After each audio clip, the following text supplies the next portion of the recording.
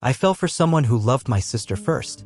She turned him down, and when he finally chose me, I walked away, only to realize I had loved him all along. Hey there. Thanks for stopping by today. Are you ready for an incredible story? Today, we're diving into a journey where the main character faces a challenge that might hit close to home for many of us.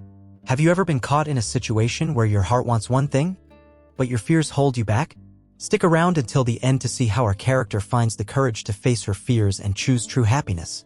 And hey, if you enjoy the story, I'd love your support to help me reach 1,000 subscribers so I can keep bringing more amazing stories your way. Thank you so much, it means the world to me. My name is Claire Bennett, and if you asked anyone in my town about me growing up, they'd probably say, "Oh, isn't she Amelia's little sister?" That's what I was to everyone, Amelia's shadow. She was stunning, charismatic, and smart. She could walk into a room and light it up without even trying. Meanwhile, I was, well, just Claire. Quiet, bookish, and always tagging along behind her like an afterthought. And then there was Eli. Eli Anderson had been my best friend since we were kids. He lived 2 houses down. And we did everything together, from building tree forts in the backyard to binging bad sci-fi movies on weekends. But while I was nursing a secret crush on him, he only had eyes for one person. My sister. I remember the day he confessed his feelings for Amelia. We were 15 and I had hoped, no, I had prayed that maybe he'd see me the way I saw him. But instead, I stood by, heart pounding, as Eli told me about his plan to ask Amelia to the spring dance. I smiled and wished him luck. But that night, I cried myself to sleep, knowing my dreams were slipping further away. To no one's surprise, Amelia turned him down. She was always the one who had her life mapped out, and nothing, not even someone as kind and devoted as Eli, was going to derail her plan. New York, college, adventure, independence. That's what she wanted. A high school romance wasn't part of her story, and Eli? He was just another chapter she chose not to write. When Eli told me what happened, I sat beside him on my front porch, the cool evening air wrapping around us like a quiet comfort. His voice was steady, but I could hear the ache beneath the surface. I wanted to tell him that he'd be okay, that she wasn't worth his pain, that maybe, just maybe, someone else had been waiting for him all along. But the words wouldn't come. Instead, I listened. I let him pour his heart out, knowing all the while that I was right there and he still couldn't see me. I had been there from the beginning.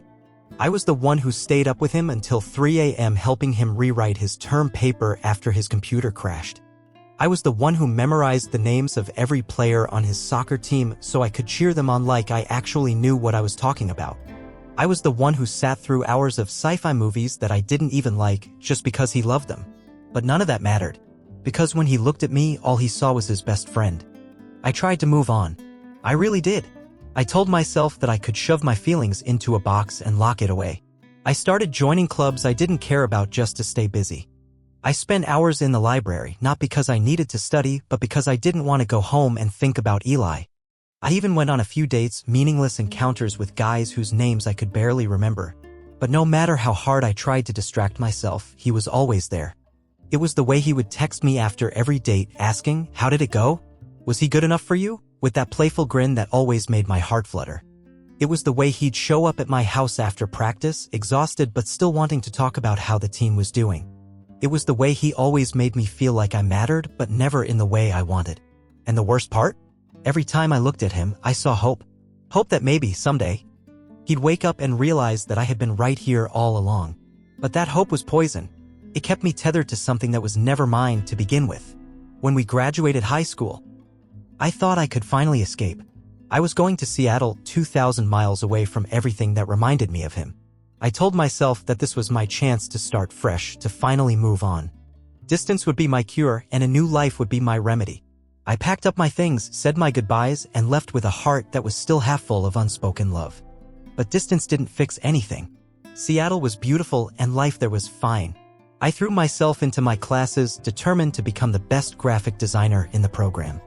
I joined study groups, made new friends, and even forced myself to go out on weekends to experience the vibrant city life. I tried. I really tried.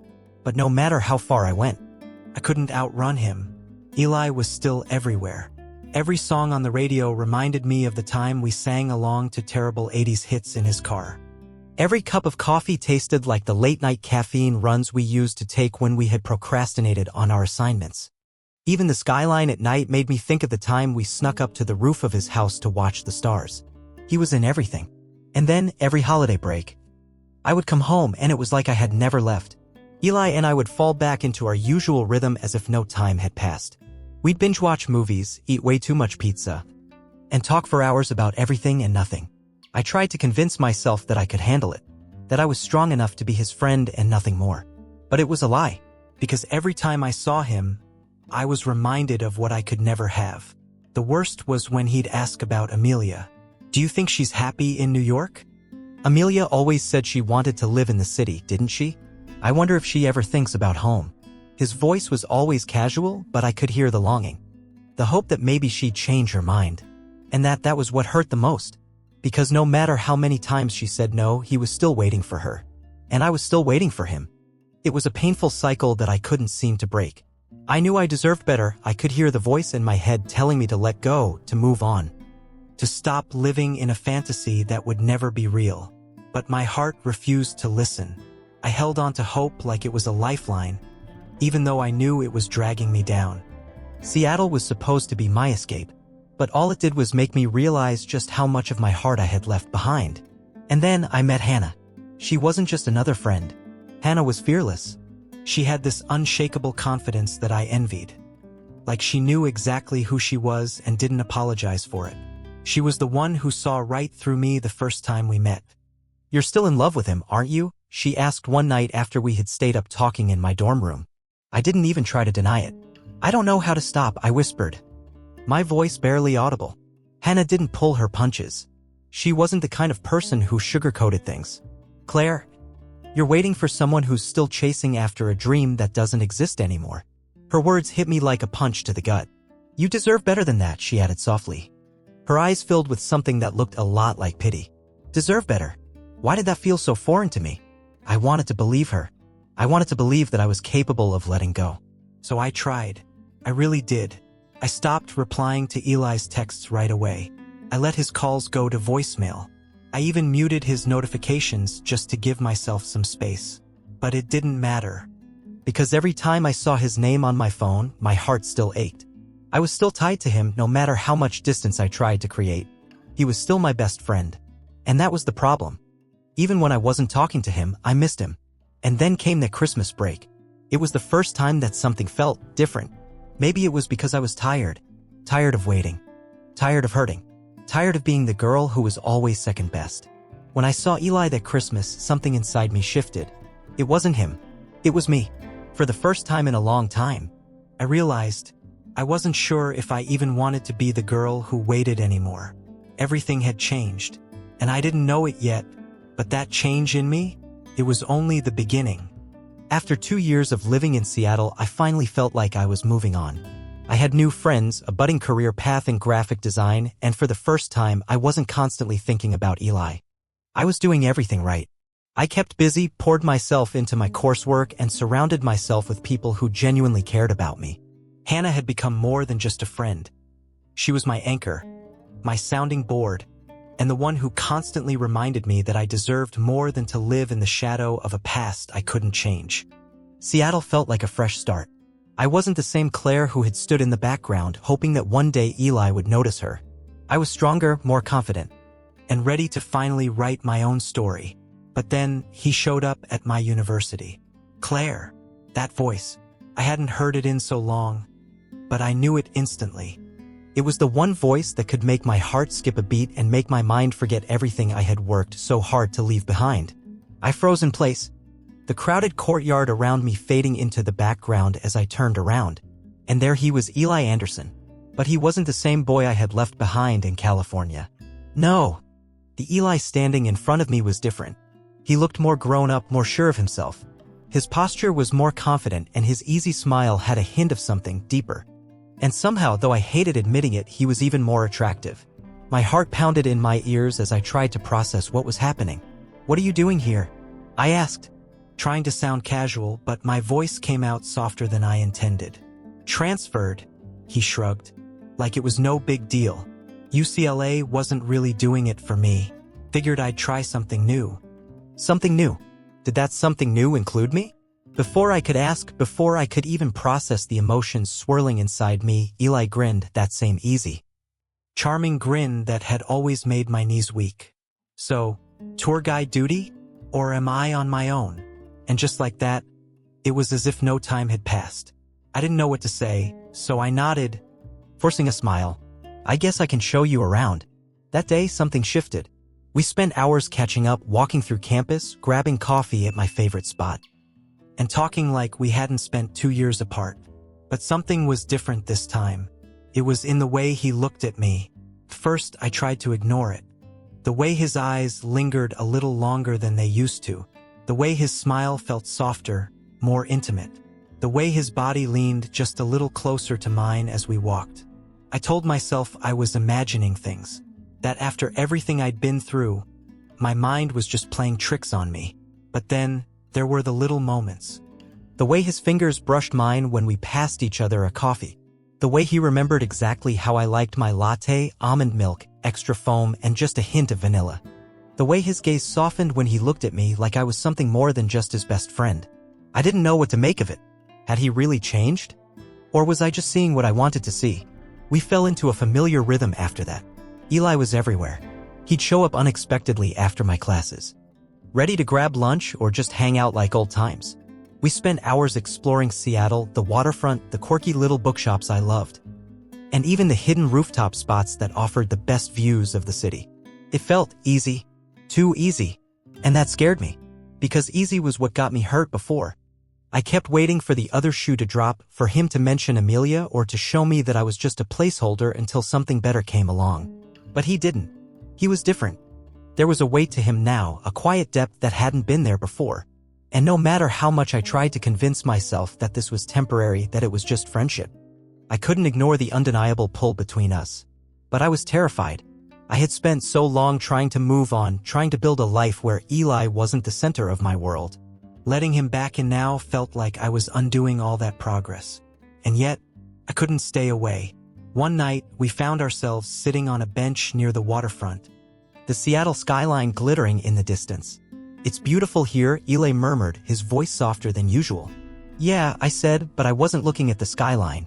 I was looking at him. There was a silence between us that felt heavy, filled with words we weren't saying. I could feel his eyes on me, and when I finally turned to look at him, I saw something different. It wasn't the casual, easy affection I was used to. It was something deeper. "Claire," his voice was barely above a whisper, and for a moment I forgot how to breathe. This was it. This was the moment I had dreamed about for so long. But instead of leaning in, instead of giving in to everything I had ever wanted, I pulled back. "I should get going," I mumbled, standing up too quickly. Eli's face fell, and for a brief second I saw hurt flash in his eyes. But he covered it quickly, masking it with that same easy smile. "Yeah, of course," he said, standing up beside me. But his voice was softer, more hesitant this time. I walked away that night, my heart pounding, my thoughts a tangled mess. What was I doing? The truth was, I was scared. I had spent years convincing myself that I was over Eli, that I had moved on. But the moment he showed up in Seattle, I felt everything come rushing back. The hope, the fear, the ache of wanting something I thought I could never have. And now it was right in front of me. But I didn't know if I was ready to risk my heart again. Days passed, and I tried to put distance between us. I told myself it was for the best, that I needed time to think, that I couldn't just fall back into old patterns and expect things to be different. But distance didn't make it easier. If anything, it made things worse. Because no matter how much space I tried to put between us, Eli was still there. In the way I instinctively looked for him after class. In the way I caught myself smiling whenever I remembered something he said. In the way my heart still ached for him. Even when I was trying so hard to let go, I couldn't escape it. And the truth was, I didn't want to. Hannah was the one who finally called me out. "You're running away," she said bluntly. Her arms crossed as she sat across from me in our favorite cafe. "I'm not running," I muttered, stirring my coffee a little too aggressively. Hannah raised an eyebrow. "Really? Because from where I'm sitting, it looks an awful lot like you're pushing away the one thing you've wanted for years." I opened my mouth to argue, but the words died in my throat. Because she was right. "Claire," she said gently, her expression softening. You're not the same girl who was in love with him back in high school. And he's not the same guy who didn't see what was right in front of him. Maybe this is your chance to see where it goes." Her words echoed in my mind long after I left the cafe. Maybe she was right. Maybe this time things could be different. But was I ready to take that chance? The next time I saw Eli, I felt different. The fear was still there, but so was something else. Hope. And maybe, just maybe, this time I wouldn't walk away. The more time we spent together, the harder it was to ignore the growing tension between us. First, I told myself that nothing had changed, that we were just falling back into old habits. But the truth was impossible to deny. This wasn't like before. We weren't just friends anymore. I could feel it. It was in the way his eyes lingered a little too long when we talked, the way his hand would brush mine when we walked side by side, the way his smile felt different. Softer, warmer, like it was just for me, and I was terrified. For years I had dreamed of this of us, but now that it was actually happening, all I could think about was what if. What if this wasn't real? What if I was just a rebound? What if he was just settling for me? These thoughts haunted me, making it impossible to fully let myself be happy. Every time we got too close, I found myself pulling back. I'd change the subject when things got too personal, laugh off moments that felt too intimate, and avoid lingering in his gaze for too long because I was afraid of what I might see. What if he's just settling for me? I whispered to my best friend Maya one night. We were sitting on the floor of my dorm room, a half-empty bottle of wine between us. I had been holding this in for so long that the words tumbled out before I could stop them. What if I'm still second best? Maya's eyes snapped to mine, her expression a mix of frustration and concern. She put her glass down and gave me that signature "don't be ridiculous" look that I had seen 1,000 times before. "Claire," she said, her tone firm but gentle.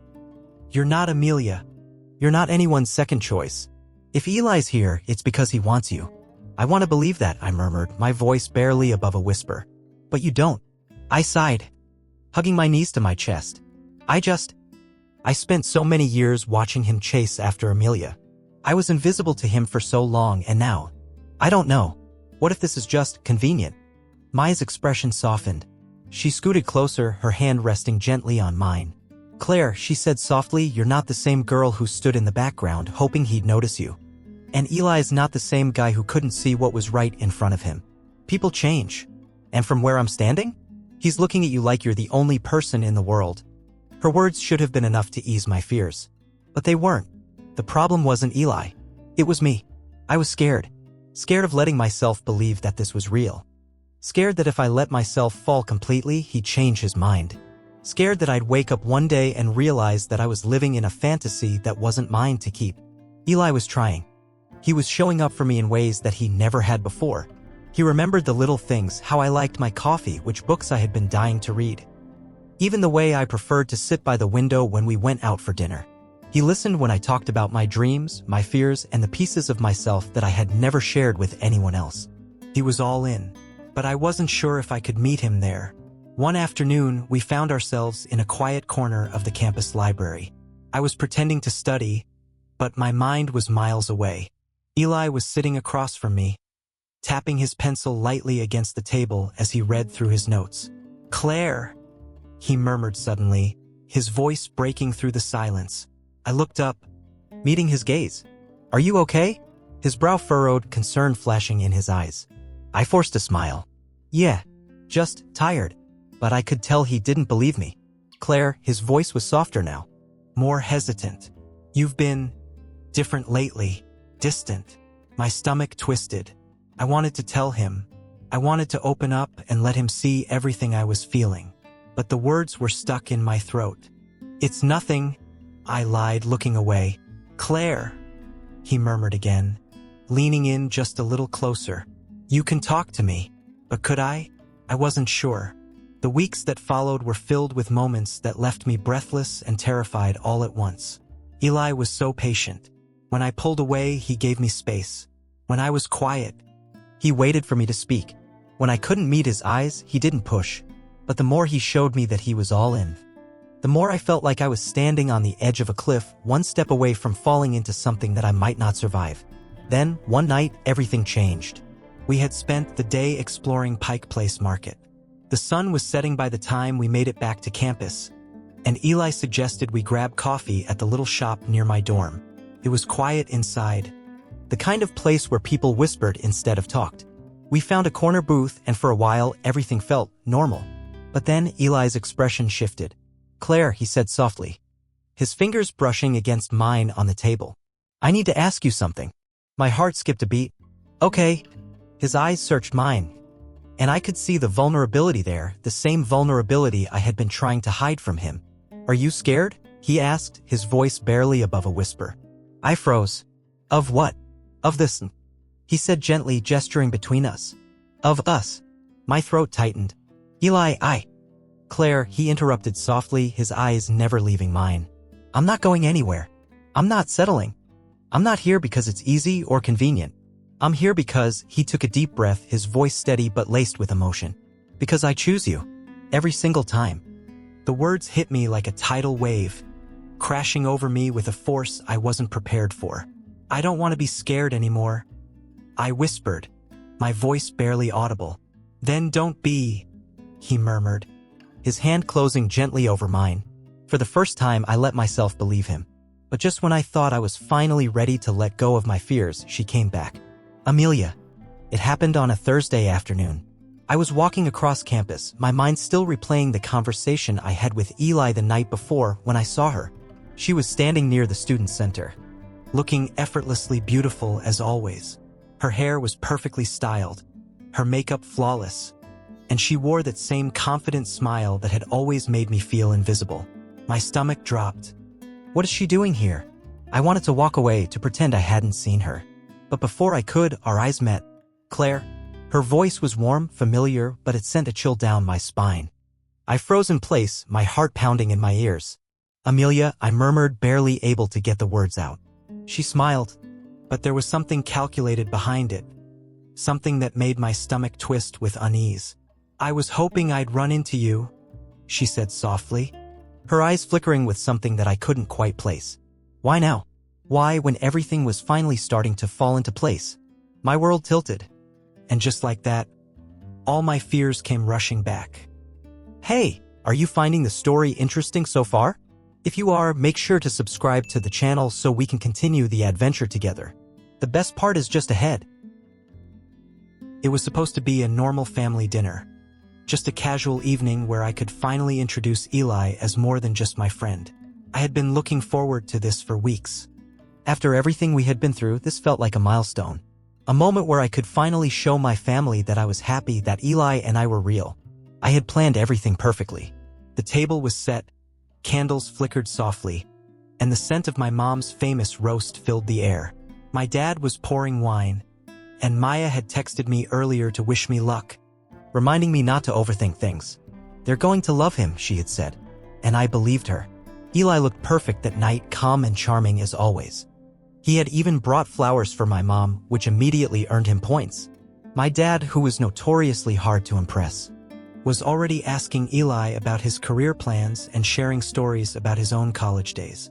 Everything felt right, but then she walked in. The sound of the door opening made me freeze. I glanced toward the entrance, and there she was. "Amelia. Why is she here? She wasn't supposed to be home.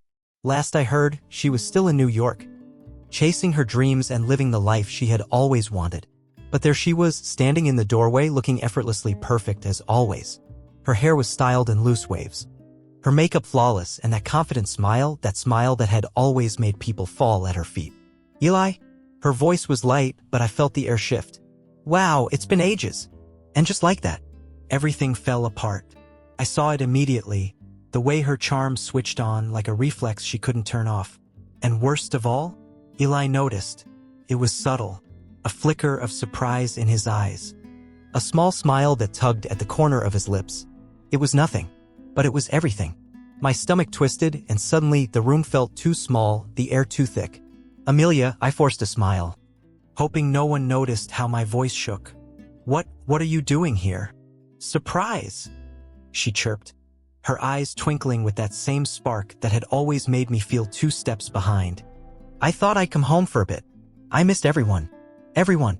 Her eyes flickered back to Eli, and for a split second I saw it, the familiarity. They had history, years of it. And even though she had rejected him back then, there was still a connection that I could feel across the room. Dinner was a blur after that. Polite conversations, stolen glances, laughter that felt a little too forced. I watched as Amelia effortlessly charmed everyone. She slipped into conversation like she had never left, telling stories about life in New York, making my parents laugh and catching up with my dad like she was still part of the family. And Eli? He was polite. He didn't flirt. He didn't linger, but he was engaged. And that was enough to make my stomach twist into knots. I tried to brush it off. I told myself I was imagining things, that I was overreacting. But the sinking feeling in my chest wouldn't go away. Later that night, I was helping my mom clear the dishes when I heard it. I wasn't even trying to listen, but the words hit me like a punch to the gut. I think I might still have feelings for Eli. My breath caught. It was Amelia's voice. I froze, my heart pounding in my ears as I strained to hear more. "I don't know, Mom," she murmured softly, her voice carrying just enough emotion to make me feel sick. "I've been thinking about him a lot lately. Maybe I made a mistake. A mistake." The word echoed in my mind, making my stomach drop. Was this happening? I stepped back, trying to steady myself, but the room felt like it was spinning. My mom's response was softer, but I caught enough to know that she wasn't shutting it down. "Sweetheart, if you really feel that way, maybe it's not too late." Not too late. My chest tightened and I felt like I couldn't breathe. Had I been fooling myself this whole time? I had spent so long trying to convince myself that Eli had moved on, that he had chosen me. But what if I was just a placeholder? What if I was still second best? I needed to know. I found Eli in the living room helping my dad with something on the TV. He looked up when he saw me and his face lit up with that easy smile that had always made me feel safe. But tonight, it didn't feel safe. "Claire," he said softly, his voice warm as he reached for my hand. "You okay?" "No, I wasn't okay. Can we talk?" I asked, my voice barely above a whisper. His expression shifted, concern clouding his eyes as he nodded. "Of course." We stepped outside onto the back porch where the cool night air hit me like a slap. I needed it. I needed clarity. "What's wrong?" he asked, his brows furrowed as he studied me. I took a breath, trying to steady my voice. "I heard Amelia talking to my mom," I said softly, my throat tightening. She said she might still have feelings for you." Eli's eyes widened, blindsided. "Claire, Eli," I cut him off, my voice barely steady. "Just tell me the truth." His jaw clenched, and I could see the panic in his eyes. "I didn't know she felt that way," he said, his voice filled with genuine shock. "Claire, I swear, I'm with you. I don't want to be with her." His words should have been enough, but they weren't, because my insecurities screamed louder than his promises. I wanted to believe him. I really did, but all I could hear was Amelia's voice, and all I could see was the way Eli had looked at her earlier that night. "I can't do this," I whispered, the words breaking as they left my lips. "Claire," his voice cracked, his hand reaching for mine, but I stepped back. I can't. My heart was pounding, my vision blurred with tears as I took another step back. I need space." Eli's face fell, his eyes filled with desperation and pain. "Please," he murmured, his voice barely above a whisper. "Don't do this." But the damage was done. I had already started walking away. I don't remember how I made it back to my room. All I knew was that my chest ached in a way that words couldn't describe. I had dreamed of this for so long, a life where Eli and I were finally together, where I was his choice. But standing there, feeling like I was losing him to Amelia all over again, it was too much. I couldn't survive it twice. And for the first time, I walked away. For weeks, I shut him out. I needed time to think. At first, I told myself I was doing the right thing. I needed space to breathe, to untangle the mess of emotions swirling inside me. But the truth? I was running from him, running from the possibility that I could get hurt again, running from the fear that if I let myself believe in us, I would end up right back where I started, broken. I buried myself in work, took on extra projects, and kept my calendar packed so there was barely a moment to think. I even tried distracting myself with new hobbies, pottery, cooking classes, yoga, anything to keep my mind off Eli. But it didn't work, because no matter how hard I tried to move forward, he was always there. In the way I instinctively reached for my phone to text him after a long day. in the empty space beside me when I woke up where he used to be, in the ache in my chest whenever I heard our song play on the radio. I missed him. So much it hurt. Maya was the one who finally knocked some sense into me. We were sitting on my apartment floor one Friday night, surrounded by half-eaten takeout and an unopened bottle of wine. I had just finished telling her for the 100th time how I wasn't sure if I could trust this thing with Eli again. What if he's only here because I'm the easy choice? I whispered, picking at the edge of the takeout container. Maya gave me that look, the one that told me she was done putting up with my nonsense. Claire, she said, her voice firm but gentle. Are you really going to throw everything away because of something that hasn't even happened? I blinked, her words sinking in. Eli loves you, she continued, her expression softening. He's not the same kid who chased after Amelia. He's been proving that to you this whole time. I opened my mouth to argue, but no words came out. Because deep down, I knew she was right.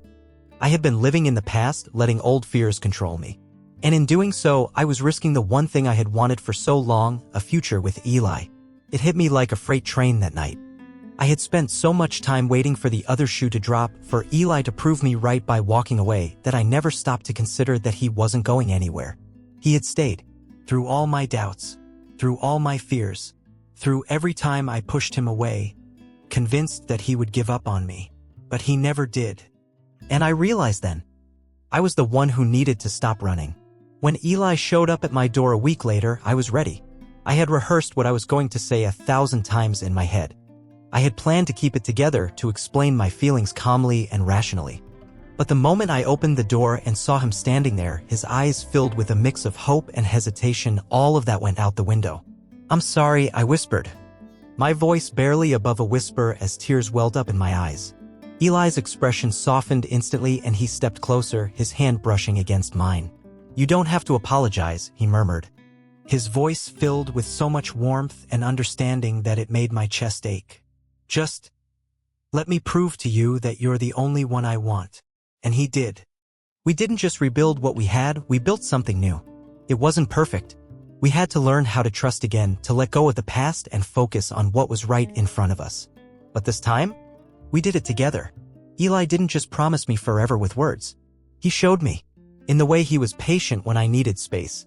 In the way he listened, really listened. When I opened up about my fears. In the way he reminded me every single day that I wasn't second best. I didn't need grand gestures or sweeping declarations. I just needed him. A year later, we moved in together. It wasn't some big, dramatic decision. It just felt right. We were at his apartment one night, eating pizza on the couch and binge-watching our favorite show. When he casually said, you know, most of your stuff is already here. Maybe we should make it official. I laughed, thinking he was joking. But when I looked at him, his eyes were serious. Are you sure? I asked softly, my heart pounding in my chest. I've never been more sure about anything, he replied, his smile making my breath catch. So we did. We found a little apartment downtown. Cozy, with big windows that let in too much light and a tiny balcony where we could watch the sunset. It wasn't perfect, but it was ours. And for the first time in a long time, I felt at home. 2 years after that, he proposed in the most unexpected way. It wasn't some elaborate, orchestrated moment. No grand gestures. No fancy dinners. No flash mobs or hidden photographers. Just us. It was a quiet evening at home. We had just finished dinner and I was curled up on the couch, reading while he tinkered with something in the kitchen. I didn't even realize he was standing in front of me until I looked up and saw him kneeling down, holding a small box in his hand. My heart stopped. Eli. He smiled. His eyes filled with so much love and certainty that I felt my chest tighten. I don't need a perfect moment, he murmured softly. I just need you. Tears blurred my vision as I nodded, unable to find the words. Yes, I whispered, my voice barely audible. Yes, 1,000,000 times. And now, I'm standing here, looking at the man who never gave up on me. The man who fought for us when I was too scared to believe. The man who showed me that love isn't about being perfect. It's about choosing each other, even when things get messy. And this time, I'm choosing him, and I'm choosing myself. Because for the first time in my life, I know I'm enough. Epilogue, a love that was worth fighting for. Life wasn't perfect after that. There were still challenges, especially with Amelia trying to rekindle her relationship with Eli. But I had learned something valuable. When you stop living in someone else's shadow, you give yourself a chance to shine. Eli and I built a life where we weren't just lovers, we were partners, friends, and a team. And for the first time, I wasn't just Amelia's little sister. I was Claire Bennett, and that was more than enough. So, what do you think? I'd love to hear your thoughts, feelings, or even your own experiences in the comments below. Did this story resonate with you? Do you think Claire made the right choice? And hey, don't forget to like and subscribe if you're excited to hear more stories like this. Your support keeps me going and helps me bring even more heartfelt stories your way. Thank you so much for sticking around until the end. It means more than you know. See you in the next story.